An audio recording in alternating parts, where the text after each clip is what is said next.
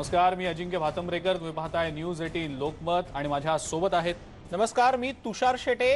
घेऊन आलोय तुमच्यासाठी एक महत्त्वाचा कार्यक्रम. हा कार्यक्रम फक्त अजिंक्य बातमीपत्र नाहीये, तर लोकांसाठी हा धोक्याचा इशारा आहे. कारण की गेल्या काही दिवसांमध्ये कोरोना रुग्णसंख्येची जी वाढ होते आहे ती पाहता कोरोनाची दुसरी लाट आली आहे का अशी भीती निर्माण होऊ लागलेली आहे. अगदी खरंय. नागरिकांकडनं नियमांचं पालन केलं जात नसल्यामुळे ही वाढ होताना दिसते आणि कोरोना रुग्णांचा वाढता आकडा पाहता कोरोनाची दुसरी लाट येते की काय अशी शक्यता सध्या वर्तवली जाते. आणि यावरच आजचा आपला शो आहे सावधान दुसरी लाट.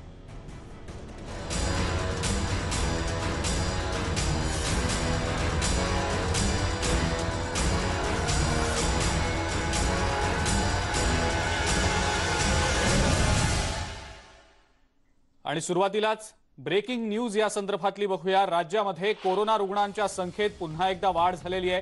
4,000हून अधिक कोरोना रुग्णांची नोंद झालेली आहे. गेल्या 15 दिवसात पहिल्यांदाच रुग्णसंख्या वाढताना दिसतेय. 40 कोरोना बाधित रुग्णांचा मृत्यू झालाय. राज्यामध्ये सध्या एकूण 38,013 ऍक्टिव्ह रुग्ण आहेत. अगदी खरंय. कोरोना रुग्णांची ही वाढता आकडा हा प्रचंड चिंताजनक आहे. कारण की गेल्या काही दिवसांपासून रुग्णसंख्येमध्ये घट झालेली होती, मात्र पुन्हा एकदा मोठ्या प्रमाणात ही वाढ झालेली आहे. 4,000 रुग्ण एका दिवसात आढळून आलेले आहेत आणि आजच्या दिवशी 40 कोरोना बाधितांचा मृत्यू झालेला आहे. राज्यात आजच्या घडीला 38,000च्या वर कोरोना बाधित रुग्ण आहेत.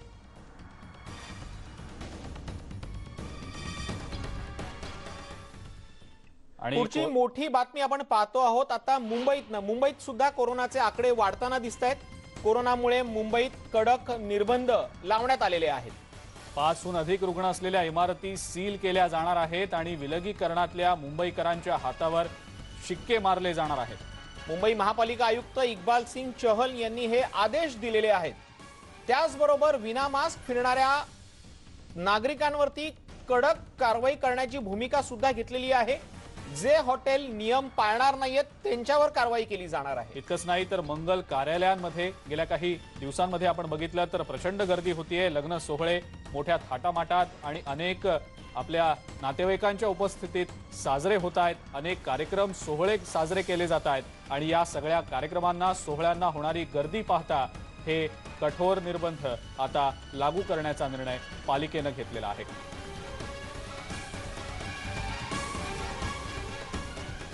पुढची ब्रेकिंग न्यूज अमरावतीमधली आहे. अमरावतीमध्ये कोरोनाचा कहर बघायला मिळतोय. दिवसभरात 597 नवे कोरोना रुग्ण आढळलेले आहेत आणि 4 रुग्णांचा उपचारादरम्यान मृत्यू झालेला आहे. एकूण रुग्णसंख्या अमरावतीमधली 27,323 वर गेलेली आहे. अमरावतीमध्ये कोरोनाचा सध्या कहर बघायला मिळतोय. दिवसभरात 597 नवे रुग्ण आढळलेले आहेत. एकूण रुग्णसंख्या 27,323 वर आता गेलेली आहे.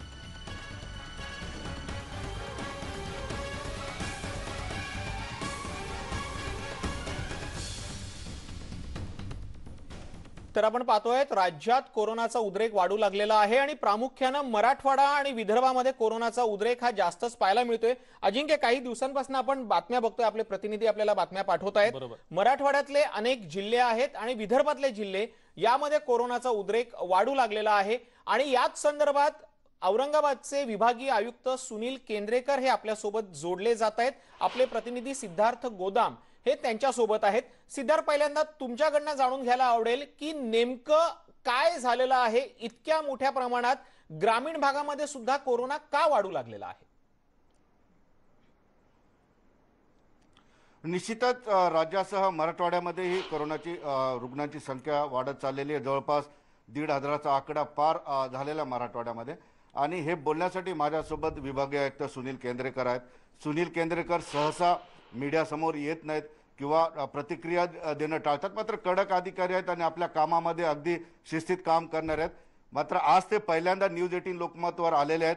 त्यांना फक्त मी ही विनंती केली आहे की मराठवाड्यामध्ये जनजागृती करण्यासाठी, कोविडबद्दल लोकांना बोलण्यासाठी तुम्ही यायला हवं आणि ती विनंती मान्य केली. आपल्या विनंतीला मान देऊन ते आता माझ्या सोबत आहेत. काल परवा एक ऑडिओ क्लिप व्हायरल झाली होती सुनील केंद्रेकरांची आणि त्यामध्ये त्यांनी जिल्हाधिकारी असतील किंवा इतर अधिकाऱ्यांना कडक शब्दात सुनावलं होतं.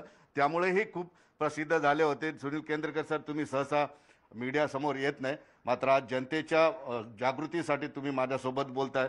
काय परिस्थिती आहे मराठवाड्यामध्ये, कारण तुम्ही दररोज 3 ते 4 बैठका मराठवाड्यातील जिल्हाधिकाऱ्यांच्या घेत असता. मराठवाड्यात सध्या काही जिल्ह्यामध्ये रुग्ण वाढत आहेत असं दिसतं. ती वाढ म्हणजे आकड्यामध्ये मी जाणार नाही, कारण आकडे बरेचदा फसवे असतात, परंतु 3 ते 4 पट काही ठिकाणी वाढ झालेली आहे. औरंगाबादमध्ये सर्वात जास्त पेशंट सापडायला सुरुवात झालेली आहे. 100 पार केली औरंगाबादनं. बरेच दिवस आम्ही फारच कमी होतो, 50च्या खाली होतो औरंगाबाद शहरात. लातूरमध्ये अडचण दिसते, जालन्यामध्ये पण अडचण दिसते आणि नांदेडमध्ये पण दिसते. तर इथे रुग्णसंख्या जरी 50, 60, 70च्या मागे पुढे फिरत असली आणि बाकी उर्वरित महाराष्ट्राच्या बऱ्याचशा जिल्ह्यापेक्षा कमी असली तरी हे 50चे 500 व्हायला वेळ लागत नाही, असं मागच्या वर्षीचा आपला अनुभव आहे. हा अत्यंत संसर्गिक रोग आहे, फार जोरात पसरतो. आणि मागच्या वेळेस तर लॉकडाऊन आणि इतर सगळे मेजर्स होते, आता ते काहीच मेजर्स नाही आहेत. त्यामुळे आता याचा विस्फोट व्हायला फारसा वेळ लागणार नाही, असं माझं वैयक्तिक मत आहे. पण तुम्हाला काय वाटतं की काय नेमकं कारण आहे हे पसरण्यामागे? निश्चितच लोक जागृत झालेले नाहीत. मास्क न वापरणे, गर्दी जमा करणे हे प्रमुख कारण आहे. नाही, मला असं वाटतं मी सगळा दोष काही लोकांना देणार नाही. हा रोगच असा आहे की बाकी तुम्ही साथीचे बरेचसे रोग बघितले असतील तर ते अशाच प्रकारे धुमाकूळ घालत असतात. त्यामुळे पहिला हा रोग अडचणीचा आहे, प्रॉब्लेमॅटिक आहे. बऱ्याच लोकांना हा फार किरकोळ वाटतो. बऱ्याच लोकांना थोडं त्या रोगांना स्पर्श करून निघून गेल्यामुळे त्यांना त्याची गंभीरतेची जाणीव नाही. पण ज्या या रोगाच्या तडाख्यात सापडलेली लोक आहेत आणि जरा गंभीरतेनं सापडलेले आहेत, त्यांची अवस्था फार या रोगांना वाईट करून टाकलेली आहे. अनेक घरात मृत्यू झालेले आहेत आणि बरीचशी लोक जी या रोगाच्या तडाख्यातून वाचली त्यांचं जीवन कायमचं बदलून टाकलेलं आहे. काही अगदी काही खरं असे आहे. आजार सुनील लागलेले केंद्रेकर आहेत. सर म्हणतायत ते अगदी खरं आहे. सिद्धार्थ, त्यांना प्रश्न विचारा तुम्ही. महत्वाचं म्हणजे सुनील केंद्रेकर सरांनी सांगितलंय की मागच्या वेळेला लॉकडाऊन होता तरीही कोरोनाचा विस्फोट झाला होता. आता लॉकडाऊन नाहीये, त्यामुळे विस्फोट होण्याची शक्यता, भीती ही आणखी वाढले. त्यांनी वैयक्तिक भीती सुद्धा वर्तवलेली आहे.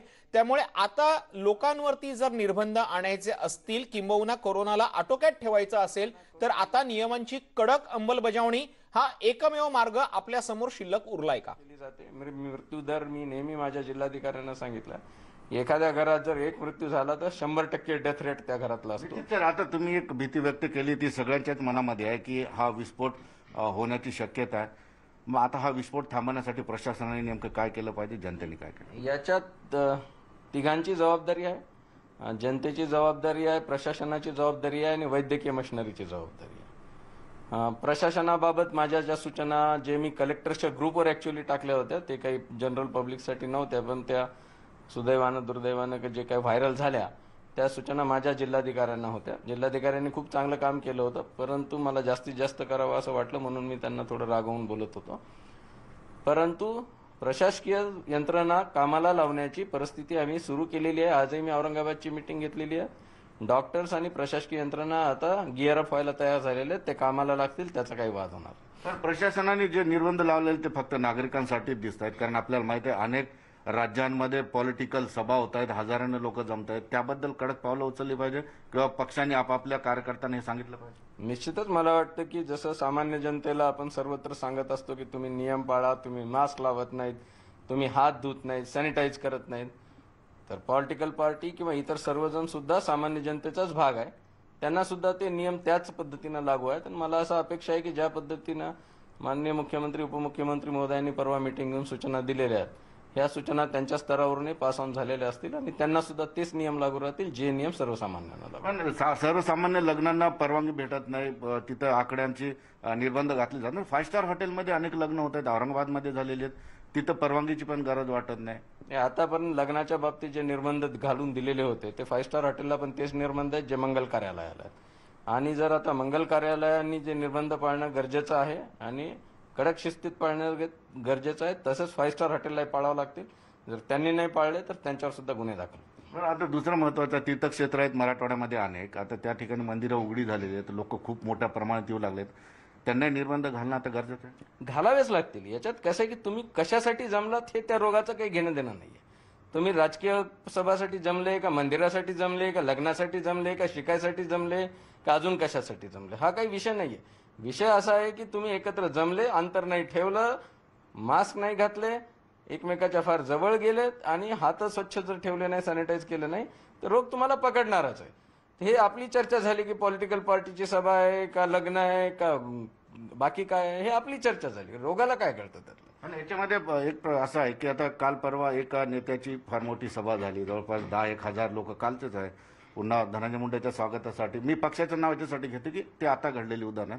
तर अशा लोकांनाही त्यांच्या वरिष्ठांना सांगितलं पाहिजे की अशा पद्धतीचा ते जमाव जमले नाही. हे सांगायलाच पाहिजे. आणि मला वाटतं की पॉलिटिकल लीडर्सला जनतेची जास्त नाड माहीत असते. त्यांना माहीत असतं की काय चालू आहे जनतेच्या बाबतीत, इव्हन ॲडमिनिस्ट्रेशनपेक्षा जास्त.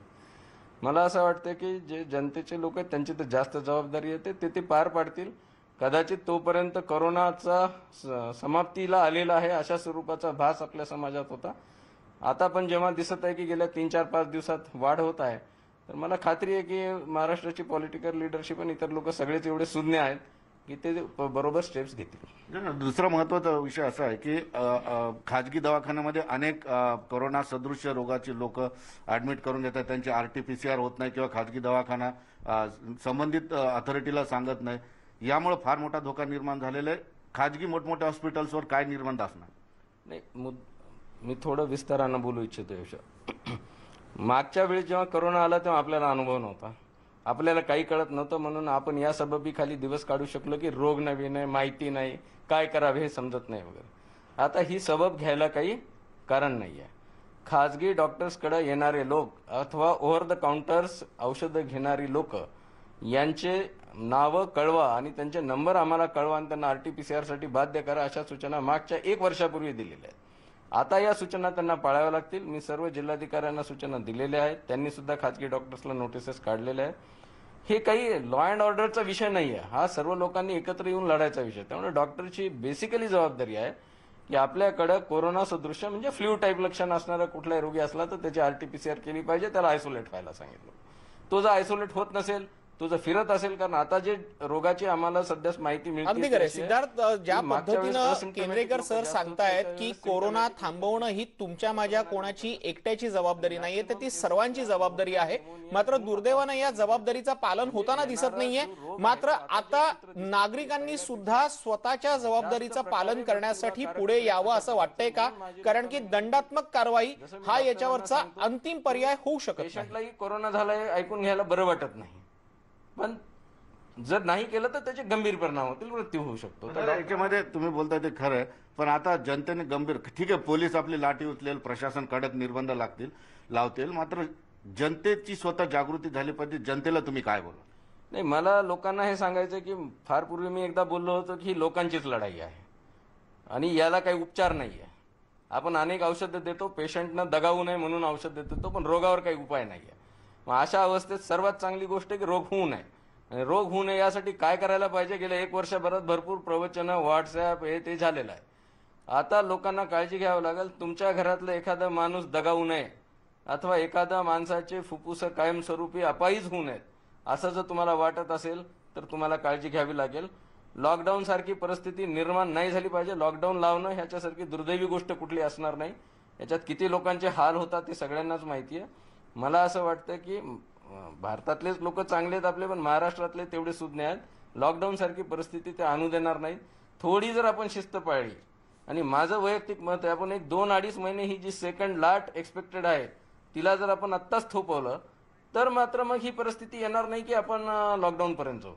आणि जर आपण लॉकडाऊन लावू नाही शकलो, लावायची वेळ नाही आली, तर त्याच्यासारखं यश दुसरं कुठलं नाही. सिद्धार्थ, आणखीन एक प्रश्न सुनील केंद्रेकरांना विचारायचा आहे, तो म्हणजे ज्या जिल्ह्यांची नावं त्यांनी घेतली, ज्या जिल्ह्यांमध्ये रुग्णसंख्या वाढतीये त्या ठिकाणी लॉकडाऊनचा पर्याय अंतिम पर्याय ठरणार आहे का? आणि येत्या काही दिवसामध्ये तसा काही पर्याय अंमलात आणला जाईल अशी शक्यता वाटतेय का? त्या दृष्टीनं काही उपाययोजना किंवा नियोजन केलं गेलंय का?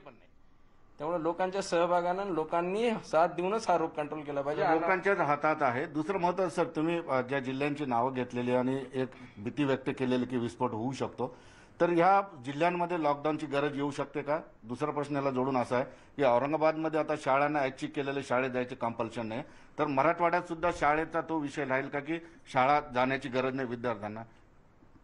सध्याच तर मराठवाड्यात परिस्थिती नियंत्रणाबाहेर आहे असं काही मी म्हणणार नाही, पण काही खाजगी दवाखान्यात मी चौकशी केली तेव्हा त्यांचे वॉर्ड भरलेले आहेत. इंडिकेशन आहे की संकट घोंगावत आहे. अशा परिस्थितीत जर आपल्या सगळ्या लोकांनी काळजी घेतली तर मला वाटत नाही लॉकडाऊन सारखी परिस्थिती येईल. तसंच मला सांगायचं की शाळा बंद करायचा निर्णय इन्सिडेंट कमांडर म्हणून आम्ही जिल्हाधिकाऱ्यांवर सोडला आहे. सध्याच माझ्या मतानं आमच्या विभागातली परिस्थिती हाताबाहेर गेलेली नाही, पण चिन्ह थोडे थोडे दिसत आहेत. मग नंतर हाताबाहेर गेल्यानंतर ह्या उपाययोजना करत बसणे हे चुकीचं होईल. याच्या आधीच या काही उपाययोजना जसं की मास्क न लावल्यास कारवाई करणे वगैरे, कारवाई करणं उपाय नाही, पण लोकांनीच मनावर घेतलं पाहिजे. छोटीशी वस्तू आहे, सवय झालेली आहे, ती कृपा करून वापरा. हात धुणं हे फार महत्वाचं आहे. मला जे वाटतं की आपण मास्क बद्दल खूप वेळा बोलतो, पण तुम्ही जर माहिती घेतली आता सॅनिटायझरचा वापर किती चालू आहे, तर सॅनिटायझरचा वापर जवळपास बंद पडलेला आहे. सिद्धार्थ, एक हात महत्वाचा धुण्याचं प्रश्न प्रमाण या निमित्तानं उपस्थित होता. जसं केंद्रेकर सर म्हणतात, मास्क आणि सॅनिटायझरचा वापर महत्वाचा आहे, तो होताना दिसत नाहीये. मात्र दुसरीकडे कोरोनाची लस सुद्धा आलेली आहे. कोरोनाची लस आल्यानंतर कोरोनाचे रुग्ण कमी होतील असा अंदाज वर्तवला जात होता. मात्र लस आल्यानंतरही रुग्णसंख्या वाढते आहे. हे धोक्याचं लक्षण आहे, कारण की अनेकांनी लसीचा पहिला डोस घेतला मात्र दुसरा डोस घेतलाच नाही, म्हणून सुद्धा हे संकट घोंगावतंय का? माझ्याही घरी झालेले आहेत आणि काही केलं तरी पेशंट एकदा खाली गेला तर त्याला वर आणता येत नाही आणि खूप हाल होऊन त्रास होतो. सर, आता लस आलेली आहे, थोडेसे लोक निर्डावलेले आहेत. मात्र लस ही काही कोरोना होऊ नये यासाठी आहे. मात्र आपल्याकडे काही उदाहरणं असे की लस घेतलेल्या काही आरोग्य अधिकाऱ्यांना सिम्पटम्स कोरोनाचे दिसलेले आहेत. तर काय किती मोठ्या प्रमाणात लसीचा फायदा?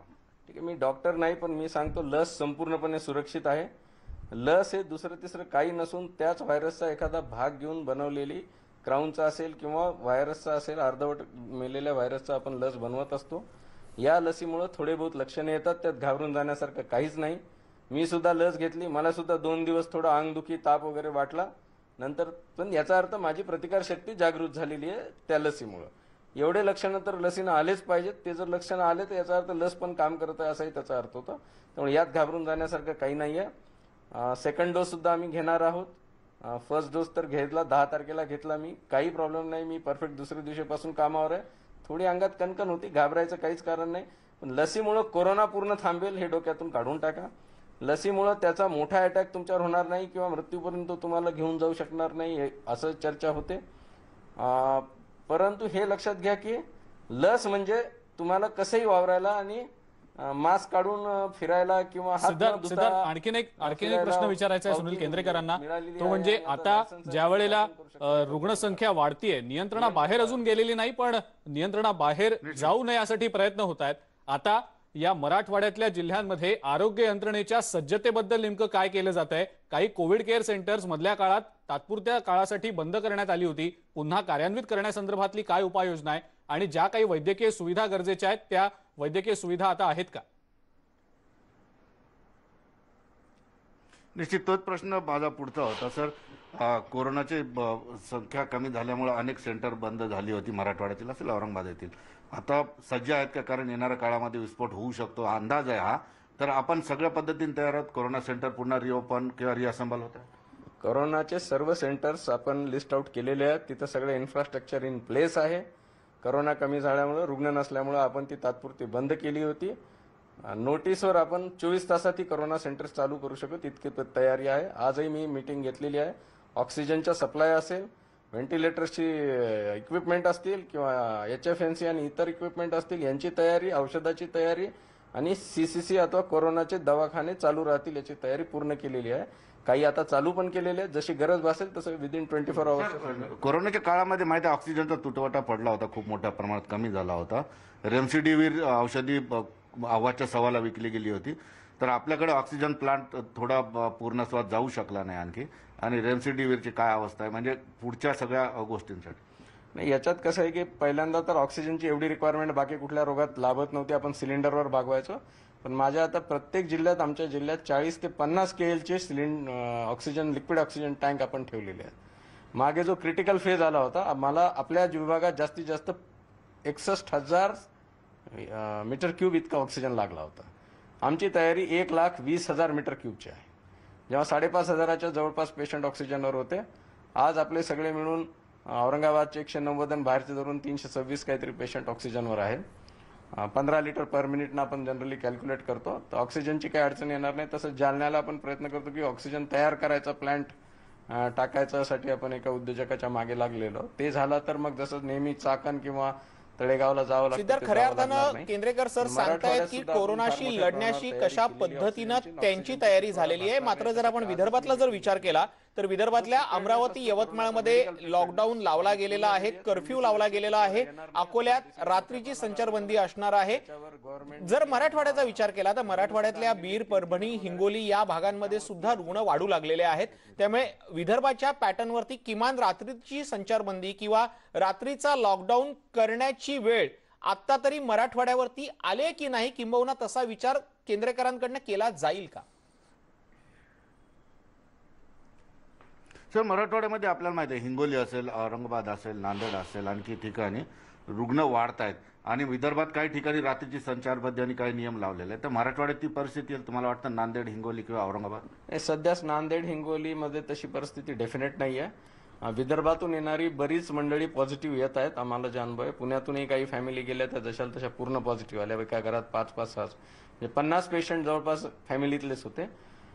विदर्भातून सुद्धा काही लग्नातून आलेली मंडळी आमच्याकडे पॉझिटिव्ह आलेली आहे. त्यामुळे विदर्भातून येणाऱ्यांची आम्ही सगळी स्क्रीनिंग करून सध्या संचारबंदीसारखी परिस्थिती नाही, पण आजच औरंगाबादची मी मीटिंग घेतली.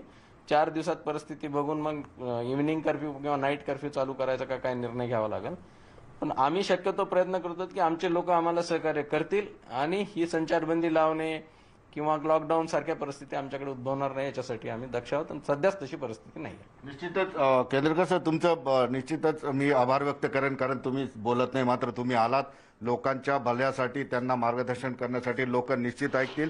आपण बघितलं की मराठवाड्यात आता तरी लॉकडाऊनची परिस्थिती नाही किंवा तशा पद्धतीची परिस्थिती निर्माण झालेली नाही. मात्र एक फार सूचक वक्तव्य केंद्रेकरांनी केलेलं आहे की विस्फोट होऊ शकतो, हा अंदाज आहे. अगदी जर लोकांनी व्यवस्थित काळजी सिद्धार्थ, नाही त्यांनी घेतली तर ज्या हा पद्धतीने विस्फोट होऊ सांगितलं की शकतो. विस्फोट होऊ शकतो, सध्या ती परिस्थिती नाहीये, मात्र तशी वेळ येऊ शकते. शिवाय जी लोक विदर्भातून येत आहेत त्यांचं स्क्रीनिंग सुद्धा केलं जाणार आहे आणि हाच धोका आहे.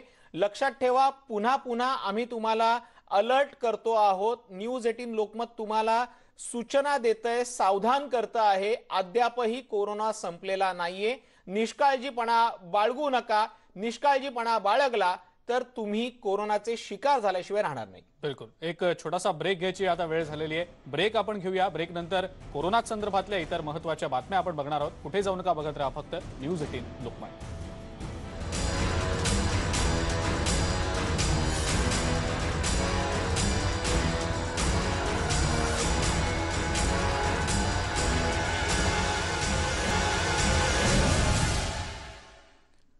ब्रेक नंतर आपल्या सगळ्यांचं पुन्हा एकदा स्वागत. एक ब्रेकिंग न्यूज आता आपण बघणार आहोत. अकोल्यामध्ये कोरोनाचा उद्रेक बघायला मिळतो आहे, कारण गेल्या 24 तासात 259 नव्या रुग्णांची भर पडलेली आहे.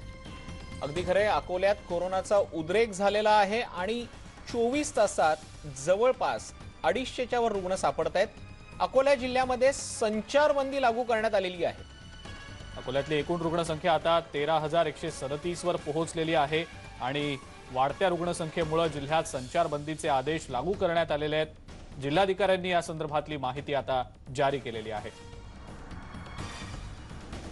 अकोल्यात वाढत्या रुग्णांच्या पार्श्वभूमीवरती पुन्हा एकदा संचारबंदी लागू करण्यात आलेली आहे, अशी माहिती जिल्हाधिकारी जितेंद्र पापळकर यांनी दिलेली आहे. लॉकडाऊन न करता पुन्हा एकदा लोकांना एक शेवटची संधी द्यावी या अनुषंगाने आम्ही आतापर्यंत त्या केलेल्या रिस्ट्रिक्शनमध्ये आणखी वाढ करण्याच्या विचारात आहोत.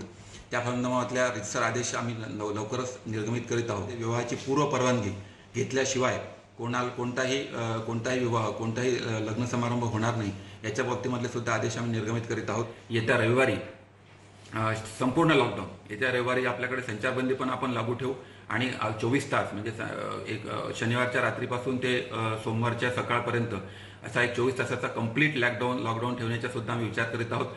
ही एक आपली पहिली एक छोटीशी स्टेप आहे, जेणेकरून लोकांना याची एक संधी उपलब्ध करून देणे, लोकांना एकदा त्याचं आवाहन करणे की आता जर का आपण या ठिकाणी थांबलो नाही आणि आपण घरात थांबलो नाही तर भविष्यामध्ये आपल्याला मोठ्या लॉकडाऊनला सुद्धा सामोरं जावं लागेल. तर आपण पाहिलं, अकोल्याच्या जिल्हाधिकाऱ्यांनी सांगितलं होतं की ते सध्या 24 तासांचा लॉकडाऊन करण्याच्या विचारात आहेत. मात्र जर नागरिकांनी ऐकलं नाही अजिंक्य, तर पुन्हा एकदा कठोर संचारबंदी करावी लागणार आहे. अकोल्याप्रमाणेच अशीच परिस्थिती अमरावतीमध्ये सुद्धा बघायला मिळते आहे आणि अमरावती जिल्ह्यामध्ये संचारबंदीची घोषणा करण्यात आलेली आहे. शनिवारी रात्री 8 ते सोमवारी सकाळपर्यंत ही संचारबंदी असेल, तर अकोल्याची देखील संचारबंदीच्या दिशेनंच वाटचाल सुरू आहे आणि जिल्हाधिकाऱ्यांनी संचारबंदी करण्याच्या विचारात असल्याचं सांगितलेलं आहे. आपण पाहतो ही 3 दृश्य अमरावती, अकोला, यवतमाळ या ठिकाणी संचारबंदी लागू करण्याचा निर्णय घेण्यात आलेला आहे. फक्त अत्यावश्यक सेवांना परवानगी दिली जाणार आहे. यवतमाळमध्ये तर आजपासून लॉकडाऊनची घोषणा करण्यात आलेली आहे. आज रात्रीपासून म्हणजे रात्री 12 वाजल्यापासून हा लॉकडाऊन जाहीर करण्यात आलेला आहे. कोरोना रुग्णांची संख्या सतत वाढत असल्या कारणामुळे प्रशासनानं आता हा कठोर निर्णय घेतलेला आहे. आपण पूर्ण जिल्ह्यासाठी आणि या 3 नगर परिषद एरिया जे आहे, टाउन्स जे आहे, त्यांच्यासाठी सेपरेटली असं आपण लॉकडाऊन आणि त्यांचे इम्प्लिमेंटेशनचे आदेश आपण आज देणार. किती वाजतापासून हे लॉकडाऊन सुरू होऊन जाईल? बेसिकली लॉकडाऊन जे आहे ते आजपासूनच इम्प्लिमेंट होतील आणि इनिशियल स्टेजमध्ये आम्ही फॉर नेक्स्ट 1 वीक आम्ही मॉनिटर करणार की जिल्ह्याच्या काय कशा प्रकारे म्हणजे ट्रेंड काय होणार आहे काय, आणि त्यानंतर आफ्टर 28 परत आम्ही डिस्ट्रिक्ट टास्क फोर्स जे कमिटी आहे या कमिटीमध्ये पुन्हा सर्व जे वरिष्ठ अधिकारी आहे यांच्या ओपिनियन घेऊन आम्ही पुढचा निर्णय जे आहे आम्ही ते घेणार. आपण अमरावती, अकोला आणि यवतमाळ मधला आढावा घेतला. तिथं आता संचारबंदी लागू करण्यात आलेली आहे, पण पुन्हा एकदा मराठवाड्यातल्या काही भागांमध्ये रुग्णसंख्या वाढतीये. त्यामुळे याविषयी देखील आपल्याला बोलायचंय. आपल्या सोबत सध्या डॉक्टर विपिन इटनकर आहेत, नांदेडचे जिल्हाधिकारी. त्यांच्याशी या संदर्भात आपण बोलणार आहोत. नांदेडमधली परिस्थिती नेमकी काय आहे त्याबद्दल त्यांच्याकडनं जाणून घेणार आहोत. विपिनजी, आपलं खूप खूप स्वागत न्यूज 18 लोकमतमध्ये. नांदेडमध्ये सध्या कोरोना रुग्णसंख्या वाढतीये का? काय नेमकी सध्याची नांदेडमधली परिस्थिती आहे? थँक्यू. नांदेडचं आपण जर सिच्युएशन बघितली तर till now it is under control. कारण काल आपले टोटल 1000 टेस्टपैकी 21 आपले पॉझिटिव्ह आलेले होते. त्यामध्ये positivity rate is between 2 to 3%. परंतु काल मुख्यमंत्री महोदयांची आणि CS साहेबांची जी आमची विशी घेतली त्याच्यामध्ये जसं आपण आता सांगितलेलं आहे की विदर्भातले काही जिल्हे आणि वेस्टर्न महाराष्ट्रातले काही जिल्ह्यांमध्ये हे केस वाढत आहे. सेम आपल्याकडे पण हे होऊ शकते. त्यामुळे कालच आम्ही फेसबुक लाईव्ह घेऊन मी स्वतः जिल्ह्याचे SP, CO आणि कमिशनर आम्ही सुद्धा फेसबुक लाईव्ह घेतला आहे. आपला जिल्हा नांदेड जिल्हा जरी आता ग्रीन झोनमध्ये आहे, सेफ असं वाटत असेल, परंतु जे परिस्थिती बाकी जिल्ह्यांची झालेली आहे ते आपल्याकडे पण होऊ शकते. त्यामुळे आम्ही काही 2-3 आम्ही इन्स्ट्रक्शन इश्यू केलेले आहे की बेसिकली आम्हाला जर हे स्प्रेड रोखायचं आहे तर जे आपले नांदेडकर आहेत त्यांना रिस्पॉन्सिबली बिहेव करावं लागणार आहे. कारण ऑलरेडी आमच्या SOP सगळ्या इश्यू झालेले आहे. कोणावर फाईन करणे, किती फाईन करणे ऑलरेडी आम्ही इश्यू केलेला आहे. आणि दुसरा आमचा आहे की सुपर स्प्रेडर्स, बेसिकली जे दुकानदार ज्या ठिकाणी गर्दी होते तर ऑलरेडी आम्ही नगरपालिके आणि जिल्हा परिषदनी आम्ही ऑलरेडी ही SOP दिलेली आहे की कोणत्या दिवशी कोणाची आम्ही चाचणी करणार आहे. तर सांगितल्याप्रमाणे आधी आमच्या 1500 ते 2000 आमच्या चाचण्या होत्या, तर आम्हाला 3,500-4,000 पर्यंत आम्हाला त्या चाचण्या न्यायच्या आहेत. विपिनजी, मुद्दा असा उपस्थित होतो, प्रशासनाकडनं त्यांची कामं केली जात आहेत, मात्र जे नागरिकांचं सहकार्य अपेक्षित आहे ते मिळत नाहीये. म्हणजे उदाहरणार्थ गर्दीच्या ठिकाणी तुम्ही कारवाई करायला जाल, तुमच्याकडे अधिकारी असतील, मात्र त्याचबरोबर त्या अधिकाऱ्यांना सुद्धा त्या व्यक्तींकडनं बाधित होण्याचा धोका असतो. नागरिकांना 100दा सांगून झालेलं आहे, मात्र अद्यापही त्यांना कोविडचा किंबहुना कोरोनाचा सिरियसनेस आलेला नाहीये. आणि ही आपल्यासाठी सगळ्यात मोठी डोकेदुखी ठरली आहे का? एक्झॅक्टली माझं हेच म्हणणं आहे की 2 इश्यू आहे. लोकांना असं वाटतं की याचा केसेस कमी झाला त्यामुळे कोरोना गेलेला आहे. मी हे सांगतो की कोरोना गेलेला नाही आहे. कोरोना तितकाच आहे जेवढा 1 वर्ष आधी होता. आणि दुसरं, लोकांना असं वाटत आहे की आता वॅक्सिन आली, फ्रंटलाईन वर्कर्सला पण वॅक्सिन दिली, डॉक्टर्सला दिली, रेव्हेन्यूच्या लोकांना दिली, पोलिसांना दिली, तर आता आम्हाला वॅक्सिन भेटणार आहे त्यामुळे आम्ही इरिस्पॉन्सिबली वागू शकतो. परंतु माझं असं मत आहे की इव्हन दो वॅक्सिन आलेली आहे त्याला वॅक्सिनेशन करून इम्युनिटी यायला 28 to 45 days लागतात. त्यामुळे जरी तुम्ही वॅक्सिन येणार आहे त्यामुळे तुम्ही इरिस्पॉन्सिबली न वागता रिस्पॉन्सिबली वागा. कारण ही सगळं लॉकडाऊन आम्ही कोणासाठी करत आहे? प्रशासन जरी आम्ही लॉकडाऊन करू फ्युचरमध्ये तर ते आम्ही लोकांसाठीच करणार आहे. कारण स्वतःसाठी आम्ही करत नाही आहे. लोकांनी जर रिस्पॉन्सिबली वागलं तर मला वाटत नाही लॉकडाऊनची गरज नांदेडमध्ये तरी पडणार. आणि मला हे मी आय एम अश्युअर्ड की जसं मागच्या 1 वर्षामध्ये जनतेने साथ दिला आहे त्याप्रमाणे येत्या काळातही नांदेडकर विल ॲक्ट रिस्पॉन्सिबली आणि आम्हाला नांदेड जिल्ह्याला लॉकडाऊन करण्याची गरज पडणार नाही असं मला आज वाटतं. नांदेड जिल्ह्याला लॉकडाऊन करण्याची गरज पडणार नाही असा विश्वास तुम्ही व्यक्त करतात आणि तसंच कदाचित व्हावं अशी आमची सुद्धा अपेक्षा आहे.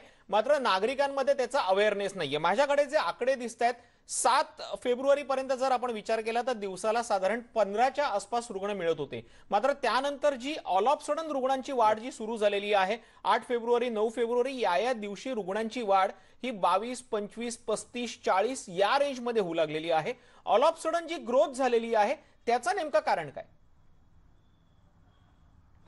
याचं नेमकं एक कारण हे आहे की आम्ही टेस्टिंग वाढवलेली आहे. As you increase the number of test तर थोडे प्रमाणामध्ये आपण याच्यामध्ये पॉझिटिव्हिटी रेट बघतो, म्हणजे 100 टेस्ट केलं तर किती पॉझिटिव्ह आले. आणि चांगली बाब ही आहे नांदेडसाठी की मागच्या 2 महिन्यापासून आणि स्पेशली या फेब्रुवारी महिन्यामध्ये आमचं पॉझिटिव्हिटी रेट 2.5 to 3% आहे, म्हणजे 100 पैकी 3 पेशंट रुग्ण हे पॉझिटिव्ह येत आहे.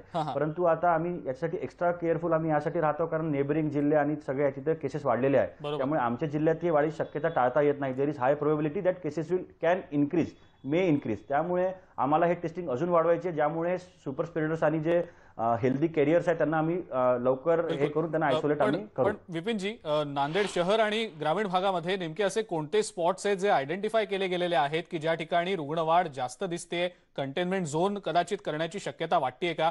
आणि दुसरा महत्त्वाचा पार्ट म्हणजे आता तुम्ही म्हणताय की आरोग्य यंत्रणा सज्ज तर आहेच, पण अनेक असे कोविड केअर सेंटर्स होते की जे गेल्या काळात तात्पुरत्या काळासाठी म्हणून बंद करण्यात आलेले होते कारण तितका जोर नव्हता कोरोनाचा आणि नियंत्रणात होती परिस्थिती. पण आता ज्या वेळेला कोरोना वाढतोय त्यावेळेला पुन्हा एकदा ह्या गोष्टी कार्यान्वित कराव्या लागणार आहेत का? आणि दुसरी महत्त्वाची बाब म्हणजे हे सगळं कार्यान्वित करण्यासाठी पुरेसं मनुष्यबळ आणि वैद्यकीय सोयीसुविधा आहेत का? म्हणजे to be particular for Nanded आम्हाला असं वाटतं की ऑलरेडी आमच्या CCC आम्ही बंद केल्या होत्या, त्या टेम्पररी आम्ही बंद केल्या. जर आम्हाला केसेस वाढले आणि आम्हाला अचानक सुरू करावं लागलं तर आम्ही within a day we can start the CCCs. आणि दुसरा प्रश्न आपला होता की मनुष्यबळ ऑलरेडी आमच्याकडे आहे आणि जे आम्ही CCC कमी केलेले आहेत तिथले जे आम्ही मनुष्यबळ कमी केलेले आहेत त्यांना आम्ही सांगितलं आहे की भविष्यामध्ये जर आम्हाला CCC सुरू करावं लागलं तर आम्ही तुम्हाला कॉल बॅक करू. त्यामुळे सध्या असं मला वाटत नाही की इन्फ्रास्ट्रक्चर आपल्याकडे जवळपास पीक पिरियडमध्ये आमच्याकडे 4000 ते 5000 बेड CCC करिता होते. विपिनजी, अगदी एक शेवटचा प्रश्न विचारतो, आपल्याकडे वेळ कमी आहे. तुम्ही म्हणताय ज्या पद्धतीने तुमच्या नांदेड जिल्ह्यामध्ये रुग्ण वाढू लागलेली आहेत, आसपासचे जिल्हे आणि बाजूला असलेलं राज्य आता किमान बाजूच्या राज्यातनं प्रवेशबंदी तरी करावी लागेल का पुढच्या काही दिवसांमध्ये जर आकडे असेच वाढत राहिले तर? ते आम्ही येत्या 1-2 दिवसामध्ये जे आमचा ट्रेंड येईल टेस्टिंग वाढवल्यावर आणि कोणत्या रिजनमधले टेस्ट वाढवल्यावर कोणते पॉझिटिव्हिटी कुठून येतात त्याच्यावर आम्ही आमचं डिपेंडेंट राहील की बॉर्डर सील करायचे आहे की कंटेनमेंट अजून लॉकडाऊन करायचं, ते आम्ही येत्या काळामध्ये depending on the test results आम्ही डिसाईड करू. अगदी खरे विपिनजी, तुम्ही सांगताय त्या पद्धतीनं पुढच्या काही दिवसांमधले नांदेड जिल्ह्यातले आकडे हे नांदेड जिल्ह्याचं भवितव्य ठरवणार आहेत. नांदेड जिल्ह्यामध्ये लॉकडाऊन लागेल की नाही. खूप खूप धन्यवाद डॉक्टर विपिन इटनकर तुम्ही दिलेल्या या माहितीसाठी. न्यूज 18 लोकमतमध्ये वेळ झालेली आहे एका छोट्याशा ब्रेकची. कुठेही जाऊ नका, पाहत रहा न्यूज 18 लोकमत.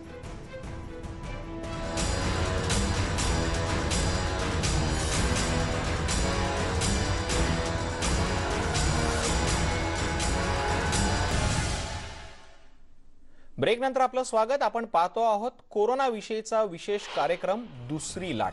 आता पाहूयात एक मोठी ब्रेकिंग न्यूज उस्मानाबादमधनं. तुळजाभवानीच्या मंदिरात कडक निर्बंध लावण्यात आलेले आहेत. मंदिरात नो मास्क नो एंट्री हा नियम काटेकोरपणे पाळला जातोय. 65 वर्षांवरच्या नागरिकांना प्रवेशबंदी करण्यात आलेली आहे आणि 10 वर्षांखालील मुलांनाही प्रवेशबंदीचा निर्णय आता मंदिर प्रशासनानं घेतलेला आहे. सोबतच दर्शन पासची ही संख्या निम्म्यावर आलेली आहे. 20,000 10,000 दर्शन पासच आता दिले जाणार आहेत. याच सोबत पेड पासची संख्या ही कमी करण्यात आलेली आहे. जिल्हाधिकारी कौस्तुभ दिवेगावकर यांनी हे आदेश काढलेले आहेत. तुळजाभवानी मंदिरात कोरोनाचा प्रादुर्भाव रोखण्यासाठी आता कडक नियमांची अंमलबजावणी केली जाणार आहे. आणि या महत्त्वाच्या बातमीनंतर वेळ झाली आणखीन एका ब्रेकची. बघत रहा न्यूज 18 लोकमत.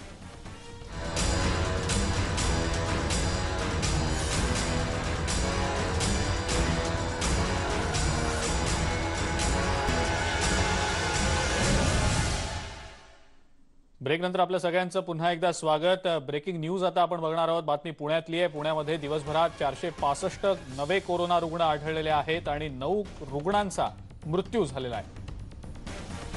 तर 184 रुग्ण कोरोनामुक्त झाले, त्यांना डिस्चार्ज देण्यात आलेला आहे. दिवसभरात 465 नव्या रुग्णांची भर पडलेली आहे. आणि 184 रुग्णांना डिस्चार्ज देण्यात आलेला आहे.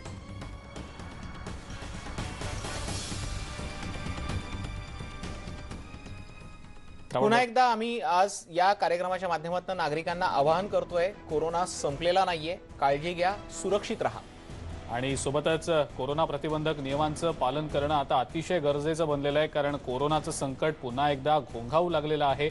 या संकटाला जर आपल्याला वेळीच रोखायचं असेल तर पुन्हा एकदा संयम राखणं आणि जबाबदारीचं भान ठेवणं गरजेचं आहे. या विशेष कार्यक्रमामध्ये वेळ झाली इथंच थांबण्याची. नमस्कार.